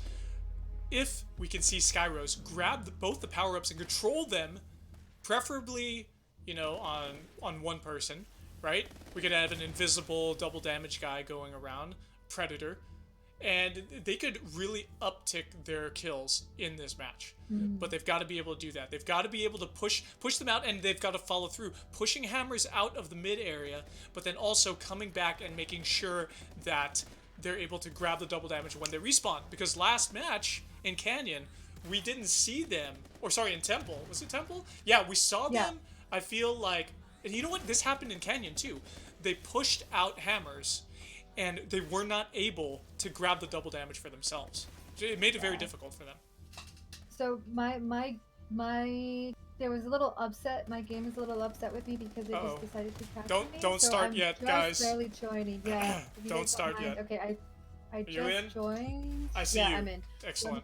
And so here's a note on the side of our production team made. Hammers won the matches on their NA server. As Skyrose won on Canyon on EU. So this is EU.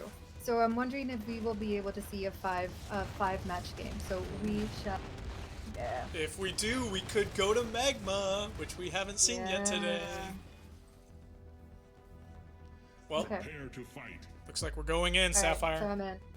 Yeah, take it away, Sean. It's all yours. I know Lucas is a little bit frustrated, by the way. He's one of those players that likes to see that action. He doesn't like to wait around, and I'm wondering if that's starting to probably tick at him. You know what I mean? His frustrations and taking it out. Elsif gets that first on to Benji. 1-2. Draco-san and Seeker pick up 2 members of Hammers.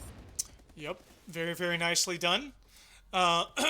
Seeker and Skyrose looking very, very sharp right now. 4-1 with a 4. Now it's 5-1. They have a 4-kill lead on top of Hammers. Hammers is only 1 kill 30 seconds in.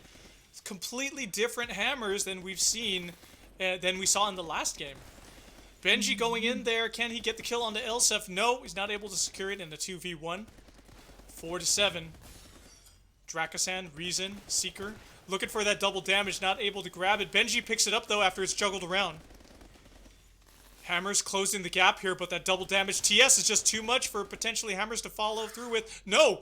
Elsif, the Predator, grabs himself the double damage. Watch out for that guy. It is taken away from him by...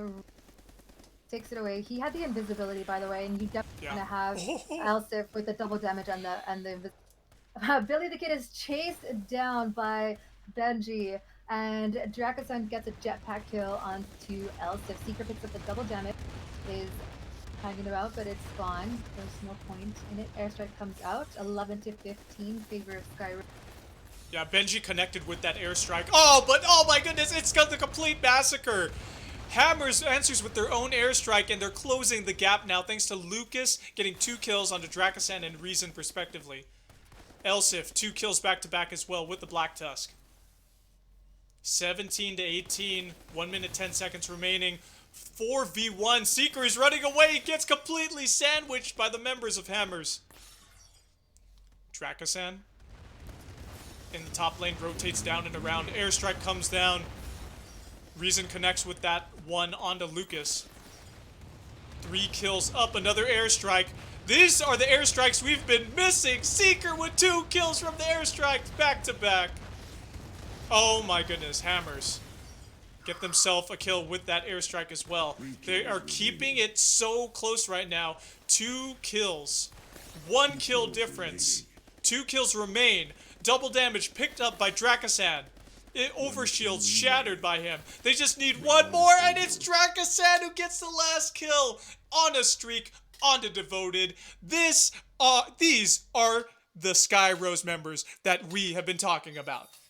Oh my god, I am in shock and awe. That is 2 for Skyrose. We are going to see a game 5. We are going to see Magma. It is anyone's game. Is Hammers tired? You know, they've been playing already for a good hour and 40 minutes, more or less. So it's like, are they tired? They have to be. There's no way that they are giving these games away to Skyrose. And Skyrose is definitely not one of those teams that you want to go easy on. And Hammers, I feel like they are giving it their all, but they're just not doing enough. And Skyrose is fresh right off the bat. They're on a high. They have won 2 games against Hammers. It's tied. This last game was so close. My heart is just pounding. Your heart is palpitating. Yes, I tried not to scream because I didn't want to, I didn't want to deafen the people that are watching, but oh my god. Scream into that blue snowball microphone. Thank you. I got the invite, so I'm joining the game. Okay, so let me... Okay. Oh my goodness, I can't believe we're going to this is the last match. Last match of the day, absolute. Is Skyrose going to take the crown back from Hammers? It's just, I'm so excited. I'm way too excited about this match. This is like a complete toss-up now. Because we've been talking about Skyrose, we've been talking about how they're the only ones to have won the crown other than Hammers. They're the only ones to take a game or so, more games, off of Hammers. And now, in one day, we've seen them take 2 games off of Hammers, and we're pushing it to the last game in the match. This is game 7. 7? What game? 5. 5. Oh, game 5. These are best of 5s, right? This is best of 5s. I'm just living in the moment, guys. That's what I do as a caster, play-by-play. I'm just like, just living. Okay. Oh. This is crazy, man. These airstrikes, they're so pivotal, Sapphire. Yes, that is so true. And so I don't know why they weren't banned before. I don't know why, but whatever it is, whatever's happening right now, Skyrose is on a roll. So we shall see if Skyrose is able to secure that win. Again, we were playing EU on the previous match, and let us go ahead and get this started on. So now it is game 5, and in just a few moments, in under 4 minutes, we will know who is going to be the crown, who's going to be wearing the crown for 7, and the bragging rights, of course.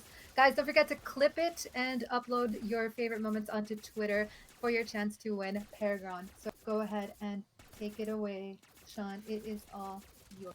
The sniper from Hammers grabs himself first blood. Lucas getting some solid kills with that long claw. 4-2, despite their getting a good start, Hammers is still only 2 kills, now 3 kills ahead of Skyrose. Billy the Kid's got himself that Venom. They're going back to the basics here, controlling the areas on the platforms, making sure that they're able to poison the ground beneath Skyrose's feet. But the double damage, not respawned yet, does get respawned. Invis denied to Hammers. Locust being used by Skyrose, not able to see, maybe a little bit of success here and there, getting down those health bars. But airstrike from Hammers comes down early, 1 minute into the match. 12-8, 5 kills ahead, Hammers is. Airstrike does not connect onto anybody from Skyrose. But Skyrose answers with their own airstrike, and the double damage is dropped in the bot lane. Billy the Kid picks it up, though. 5-kill gap between these two teams. It's still anybody's game at this moment, and we've got about 30 seconds until both the double damage and the invis respawn, Sapphire. 20 to 12, 20 to 13 now in favor of Hammers. It seems like Skyrose is starting to slip up. Even though they're using their airstrikes, they're not really making into any of them. The first one did. This one did not. 23 to 15, a minute and 20, minute and 15 seconds left. Dracosan's left with a sliver of health. I feel like they're a little bit scared now. I feel like they're playing a little bit too cautious against Hammers, but Hammers with Billy the Kid on the Venom, he's doing excellent crowd control there. 24 to 18, 24 to 19 with a minute left to go. That wildfire drone is so popular right now, but Hammer's airstrike secures 2 kills, puts them further and further in the lead. They only need 1 more kill, and that's all she wrote. Billy the Kid, the Kima cousin, getting himself a Venom kill on the Benji. Oh my goodness, Hammers! They surprise us? No, they don't surprise us. They secure it once again. So, oh man, I feel for you, Skyrose. You gave it your best. You gave it your all. Just a little bit more. I don't know if it would be the timing of those airstrikes, but Hammers, that last airstrike was able to get 2 kills onto Skyrose, and I think that's what actually ended up giving them that comfortable lead ahead of Skyrose. Skyrose's airstrike, they didn't make any connection in this last time, so I don't know if maybe they should have waited a little bit more to have members of Hammers up at the top, so some of those airstrike rockets could have perhaps connected some of those kills, and those wildfire drones brought out by, I think it was Elsif. All good, all great games. So GG's. Hammers, keep the crown. But Skyrose is definitely a very strong contender, and I cannot wait to see them next week, especially now that we're going to be able to start banning weapons. So this is very, very exciting. I like this. The weapon ban system here in Armajet Esports is freaking amazing. Thank you so much to the Forgeleague the production team for putting it on, for putting the work in to give us such a strong bot to be able to ban the system. Or ban the weapons in the system. F the system. Ban the system. This was a really exciting match that we just had. Overall, very exciting matches from Hammers. Excellent performances by all the teams. Thanks to GGEZ for making their first appearance here on the Kings of the Arena. And FieryTale for coming back. 4Elements for providing a good show. And Skyrose for providing the excellent, exquisite kills that we've seen from them. The airstrikes back to back to back, securing themselves what they needed to do to get to the Game 5 versus Hammers. That was so fun to watch. That was really, really great. These guys, they gave it their best. I cannot wait for next week. Skyrose, keep at it. Thank you so much for GGEZ. You guys performed really, really well. Keep practicing because you guys are definitely epic players. You guys are strong players individually, but with a team, a little bit more team synergy, and you guys can definitely make it to the tier of Armajet. 4Elements, continue doing what you are doing. You guys are playing amazingly well. FieryTale, I don't know if you guys have been practicing. It did not feel this way this week. Keep at it. You guys are doing really, really well, but guys, a little bit more team synergy, probably a little bit more team communication with you guys, and everything though is just really, really well. Thank you guys so much for watching. We love you guys so much. And pilots, if you ever want to go ahead and play with us, catch us in a game. Sean, where can they find you? Where do you like to be followed more? On your Twitch channel, because you're also doing AS Twitter? I don't see you so much on Instagram. I'm blasting out my posts I start on Twitter and then I go to Instagram, Facebook. Facebook is just like a dump for me, so you're not gonna hit me up on there. Instagram, I'm so checking my comments and messages. But the best place to find me is gonna be my Twitch channel, and that's where I'm doing ASMR every freaking day. So if you guys want to relax after all this hype play that we've had today for Armajet Esports or any other hype games that you're playing, relax with me on the beach on a psychedelic psychedelic spirit journey, or float out in space with me after you're floating out there using your jetpack for Armajet. And you can find me on my Twitch channel, Sean Ostino. That's cool. And then I will definitely be found on Twitter or mostly on Instagram, or of both. I'm starting to stream a little bit more, but not too frequently. I don't have a stream schedule as of yet, but thank you guys so much. Thank you guys to the production staff from the FieryTale for putting on this great show. I know you guys put in a lot of effort to give us this, and thank you guys to the pilots of the community, really, for tuning in and watching us. And stay tuned because 1.7 is coming out very soon. I can feel it, I can taste it. It's definitely going to be here really, really soon. So hype up for that. And thank you guys. And don't forget to clip your favorite moments, upload them to Twitter using hashtag Coda and tagging at the Forge League. So we will catch you guys same time next Sunday. All right, peace out, everybody. Have a good rest of your weekend.